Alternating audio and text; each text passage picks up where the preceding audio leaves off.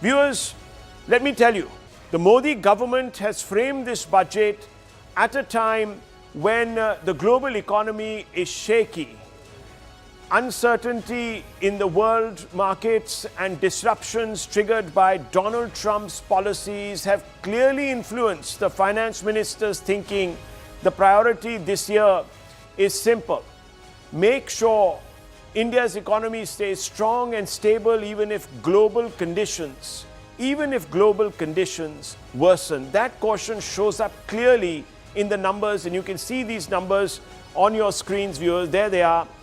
The government plans to keep its fiscal deficit essentially how much it borrows, 4.3% of GDP. This signals a focus on financial discipline and a long-term goal of bringing overall government debt down.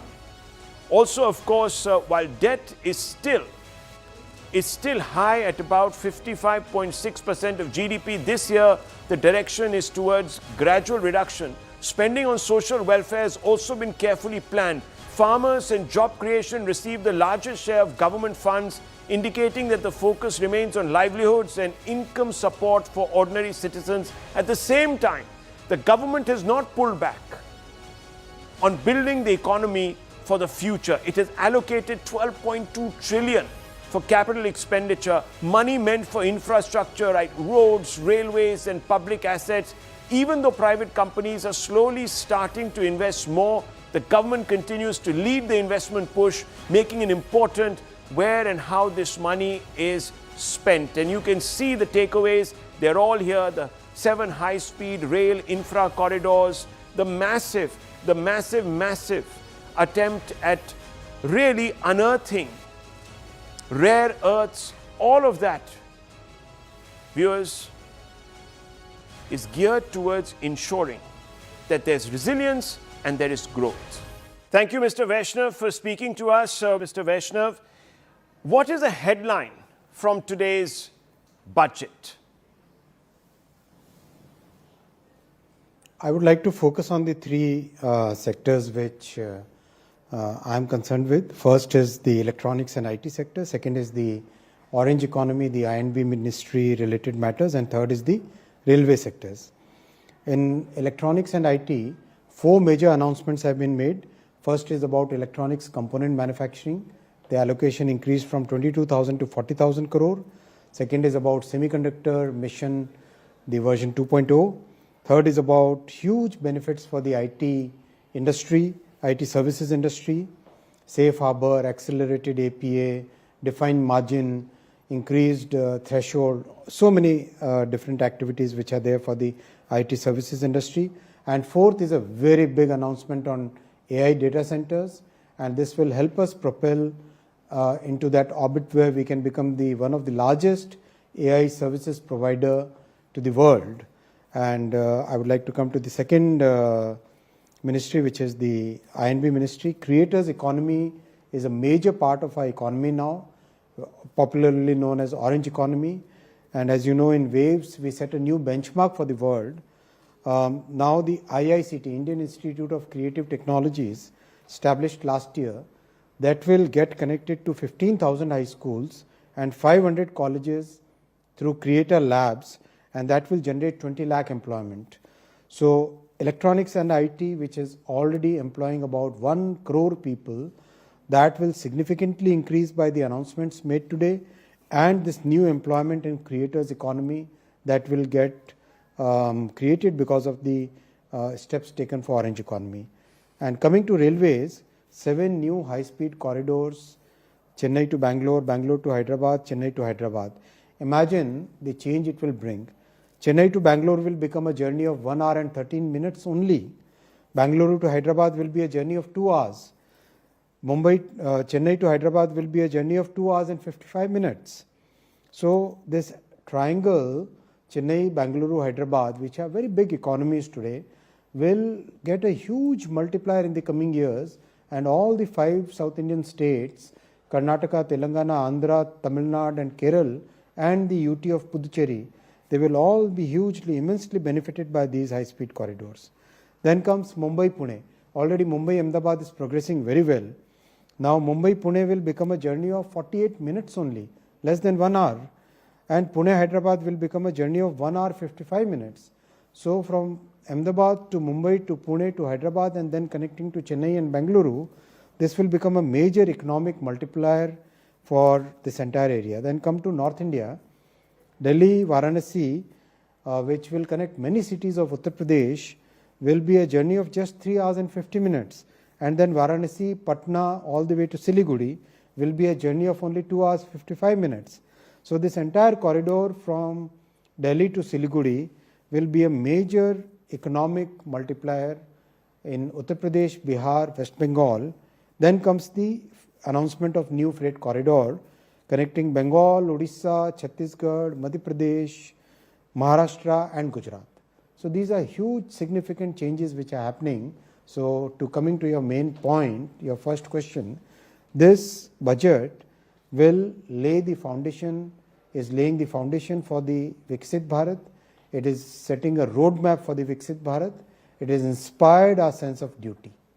Mr. Vaishnaw, I want to ask you, because you've stressed on this connectivity boost, can we ever see a scenario unfold where there will be a degree of privatization taking place in railways when it comes to bringing in rail companies, private rail companies, like you have private airlines? Would that be a natural progression that could be considered? Would that be seen as a massive reform, or maybe at this moment a missed opportunity?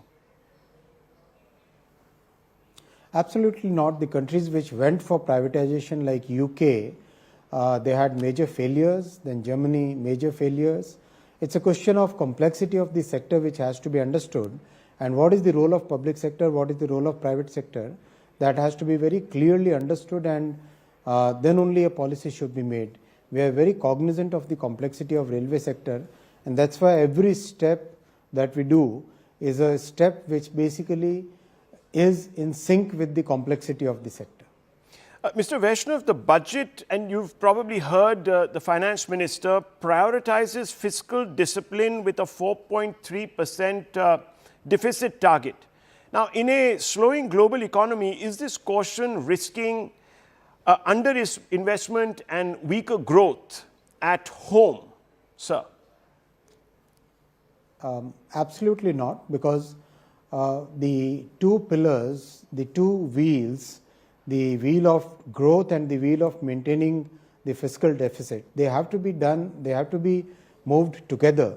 If you look at our economy, our GDP is about 350 lakh crore today, and our consumption is close to about 220 lakh crore. So, and our investment is about 110 lakh crore. So with that kind of economy which is moving at a very steady pace of 6 to 8% real growth and 9 to 13% nominal growth, it's very important to have that big runway in front of us, and I think the finance minister has laid the path very well. And you must also notice that the global headwinds, many of the global headwinds are because of the huge debt burden that many of those countries have, and we are having a very prudent policy where our central government's liabilities are just about 55% of the GDP. You compare that with many of the rich countries, and they won't be able to have that growth runway, whereas we, in our case, today we have a young population. Median age is about 27 years, and 2047, when we are 25 to $30 trillion economy, still the median age will be somewhere around 37 years. So we will have a growth path even beyond 2047, and then for maintaining that kind of long-term growth trajectory, it's very important to maintain a very healthy balance sheet, and I think our finance minister is absolutely good, absolutely well focused on having that right balance of growth and fiscal discipline. So let me ask you this, because the government capex, and I'm seeing those graphics on our screens as we speak, is pegged at about 12.2 trillion rupees. After years of heavy public spending, Mr. Vaishnaw, where is the clear evidence that this is crowding in private investment rather than substituting for it? I'll give two examples. First example, if you look at the employment which is generated today, the employment generation in the formal sector is on an average 2 million every month, 20 lakh every month. Right. Each and every rupee which goes into the salaries of people who are working on a large number of projects which are there in the country has a significant multiplier impact. You can ask any economist. Today, in our economy, every rupee that we invest has a multiplier of 3.6. You see the demand which is there in cars, in automobiles, in two-wheelers, in the consumer goods, in electronic consumer goods. Everywhere that demand is a clear multiplier, and that is bringing in the investment which is required for manufacturing those commodities and building those houses. So it's very clearly evident that the strategy of public investment, which jumped from, as you rightly noted, 2 trillion rupees to 12 trillion rupees, has paid up very well. And the second big factor is the improvement in productivity. Today, the investments we have made in the grid, the investments we have made in railways and highways, the investments which have gone in the port sector and airport sector, these are all leading to much significantly better productivity for our economy. The investment, similarly, the investment in digital infra, that also is bringing huge gains to the economy. So it's a very well established development model which we are following, and it's a very prudent model that we are following.